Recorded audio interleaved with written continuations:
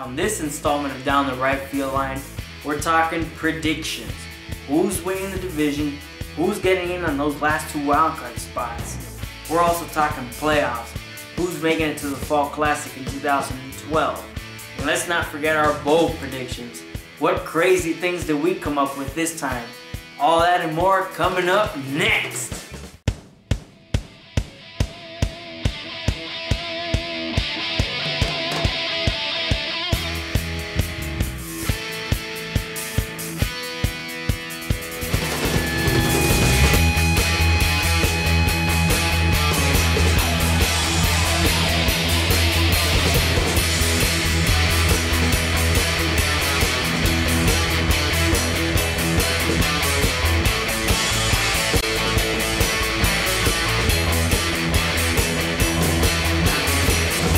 Welcome to Down the Right Field Line. If for some reason you miss any of our topics we're going to be talking about, you just click to the right side of your screen there and it'll take you directly to it. 2011 season was a great year, an exciting season, and you know what? We're ready for more. 2012 has come upon us and opening day is a few days away. I guess today we're just going to go over divisions, and Rob, we're going to start here in the National League East. What do you got for me? What do you think? Well, the East is going to be a lot different than it's been in years past. I'm predicting the Phillies are probably still going to be the division winners. They're not going to be winning 100 games anymore. This division is going to be really competitive. The Nationals have improved, the Braves, and of course the Marlins. Now, as a Marlins fan, I had a lot of trouble with this division, trying to put my fanhood aside. We'll get to your prediction here in a second, Rafi, to see if you were able to do that. But for me, I have the Marlins finishing in second place, clinching a wild card spot. Obviously, this year we have the extra wild card. Then the Braves, then the Nationals, and the Mets are probably going to have a horrendous season. So, Rafi, what do you got for that? I mean, it was hard to put the Marlins aside with the offseason that they had.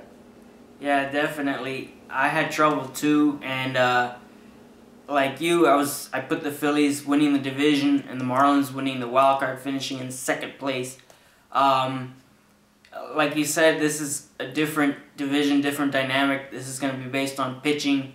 The Phillies still have their core group. The Marlins added a couple guys there. The Braves still have their young arms. So it'll be interesting. Even the Nationals have their pitching staff. So it's all based on pitching. So now we move to the National League Central, the division where the defending World Series champions St. Louis Cardinals are in. So Rob, do you have the Cardinals repeating? I absolutely do, and they lost Pujols. A lot of people thought that was going to hurt them, and the Brewers have been a good team, and you have to respect that as well. But they lost Prince Fielder too, so I still have the Cardinals winning the division. Milwaukee a close second, and the Reds are going to make a pretty good run. I see that they made a few improvements. Now the word is just saying that Ryan Matson's probably going to miss the whole season, which the Phillies fans are probably like, whew, they got out of that 4-year contract. So they're going to have to answer some questions as far as the back end of their bullpen, but I do still think they're going to make significant improvements. And here's the surprise. I have the Pirates ending their long streak of losing seasons, and this year I say that they're at least going to finish at 500. They had that run last year that they, they were going for the division lead and all this stuff. I do see that team eventually competing for that division, especially once you get the Astros out of there. So, Rafi, do you think the Pirates can do anything significant in that division, and who do you have to win the division? Well, it's funny you mentioned the Pirates. I actually have them eclipsing that 500 mark at 82 wins, and like you said, it's bound to happen. They have such a talented group, a talented core, and it's just about time, that they actually put that talent to good use. However, I don't have them winning the division or getting in as a wild card. Instead, I'm going to go with Milwaukee. They lost Prince Fielder, and that's obviously a huge subtraction. But you go back to the rotation, and I think that's a pretty solid rotation, solid group they've got going there. In St. Louis, they have Wainwright, and Carpenter right now is out indefinitely, so that's a big question mark there. You also have question marks in Jake Westbrook. Kyle Loesch had I guess a reviving year last year, but we don't know after that. And Jaime Garcia, he did all right, but again, questions. And with the Reds, you mentioned Ryan Madson out for the season. That puts a big damper on this because now, like you said, who's going to close out for them? And, it's just the Reds, they seem like a good team. Is Scott Rowland going to be playing every day at third? Is he capable of it? So there's many questions in Cincinnati. So now we're going out west. We got Diamondbacks, Giants, Rockies, Dodgers, Padres. So Wild West out here. And Rob, do you have any, bold predictions out west? I actually do, and I think this is where we're gonna lock heads as far as the predictions are, because I've always seen the Western Division as kind of a weak division. Historically, you've had teams make the playoffs from the West that sometimes are only a few games above 500. So my prediction this year is actually that Arizona is not going to be as good as they were last year, and they're actually going to finish in second place. And who do I have winning the division? The Dodgers. I think the Dodgers, with signing Matt Kemp long term, once that team is sold, sometime in April, May, I think the new owner is going to be all in. They have a good fan base, so the trading deadline, they're probably going to be really active. And I see them making a few key moves to get them over the top. And like I said, it's a weak division. If they were playing in any other division, they don't make the playoffs. They're probably not even close. And the real key for me is San Francisco. If San Francisco doesn't make that leap, I think that's going to give the Dodgers an opportunity to win the division. And then Arizona has all the pressure on them just because they're expected to perform at the same level they did last year. Rafi, what do you got? Wow, it's completely different. I have the Diamondbacks defending their title here. These guys, yeah, they're young. They have, no clue in the sense. They're having fun out there. And, with the addition of Trevor Cahill on the mound and the addition of Jason Kubel at the plate, they just got better, in my opinion. And, as long as they play that loose attitude type that they did last year, I think that it'll bode well for them as division champs. For the second place, I've got the Rockies making it as the wild card team. I think, again, young, exciting. The addition of Michael Kadire is huge for that team. And I just feel like they'll put it together this year. More at the plate than on the mound, obviously, in a place like Coors Field. But I think that they'll have that timely hitting. And, the key for them, I think, is Dexter Fowler as their leadoff hitter. If he improves on his stolen base rate and on-base percentage and batting average, they'll be fine there. I'm not too good on the Giants.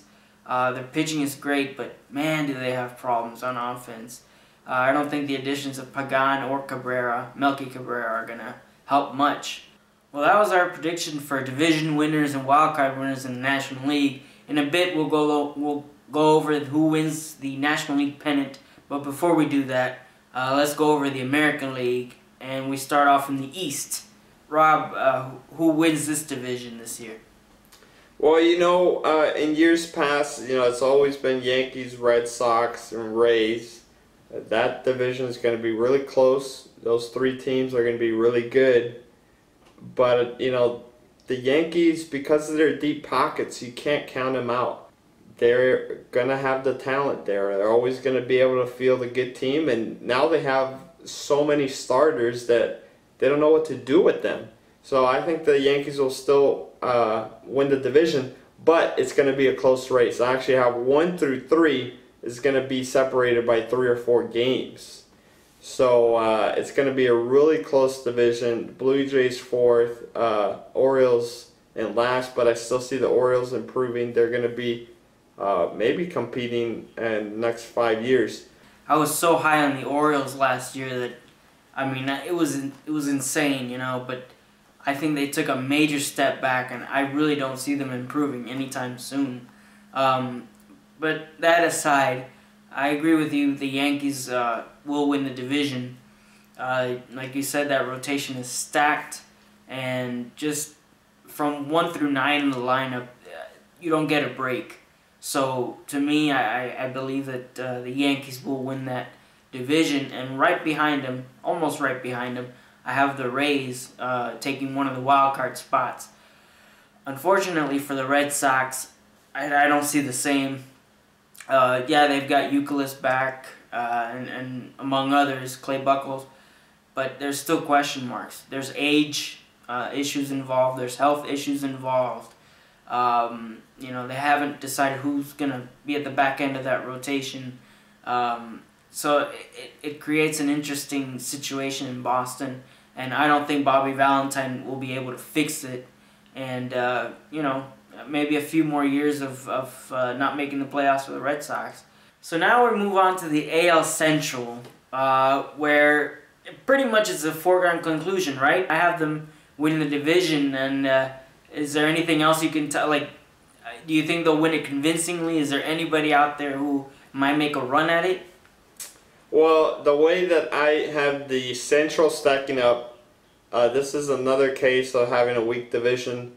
I think, in my prediction, the Tigers are going to run away with it, over 100 wins. Second place, though, is a surprise for me. I have the Twins in second place. They're going to start bringing themselves back together. They got Willingham in the offseason. I think they're going to be a little bit more offensive. And then finally, Mauer's going to probably play a full season. Now, Morneau is still a question. But if they can at least get Mauer back, stabilize that lineup, and stabilize behind the plate, I think they'll be a lot better. And in third place, I have the Royals. The Royals have made huge strides. And I think that they're going to be really competitive in that division. I don't think they're going to win the division, but they're going to be amongst there. They're going to make a lot of noise. And, you know, who knows, you know, depending on what happens to the Tigers 5 years from now, the Royals could be the team to beat with Hosmer and all these other guys. Does your division look similar, or is it a surprise or somewhere in there? I thought I was going to come out with a surprise here, but I actually have the Royals in second place, just for the same reasons that you just mentioned, that young core of Hosmer, Moustakas. The rotation seems like it's strong for them. The addition of Jonathan Sanchez was huge.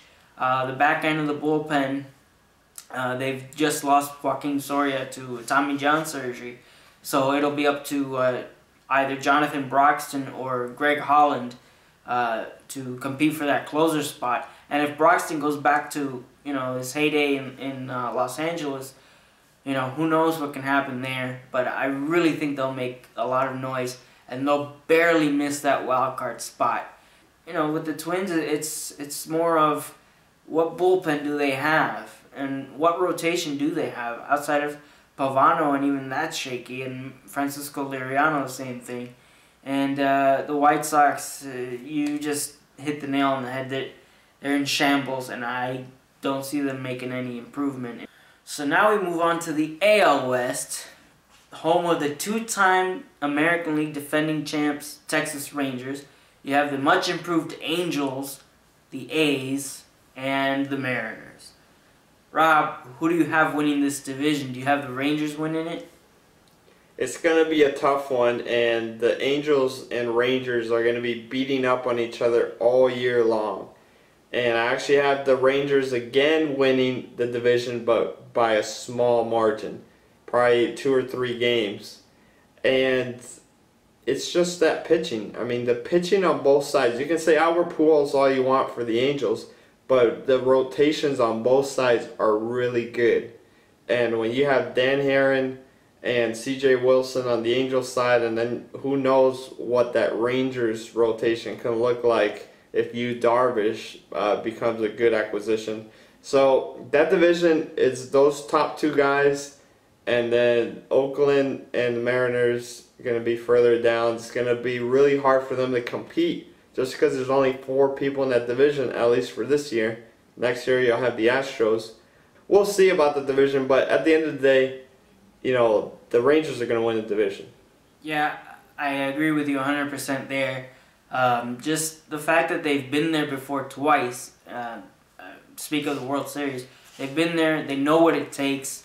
The addition of Yu Darvish, you know, I was a little skeptical about it, and we had mentioned it in previous shows where maybe Fielder might have been the answer, but this guy is the real deal from what we've seen in spring training. The rotation, and no matter who they put in there, they seem to succeed. 2 years ago, they lost Cliff Lee, while C.J. Wilson continued to step up. In the addition of Joe Nathan in the back end of the bullpen, they'll have Mike Adams for a full year. So I really like the Rangers in that one. The Angels, again, you mentioned it, Rob. The rotation is ridiculous with Weaver, Herron, Santana, and Wilson, formerly of the Rangers. So we'll see the back end of the bullpen. I'm not too sure on with Walden and Isringhausen. And then the A's and the Mariners, a few more years of futility.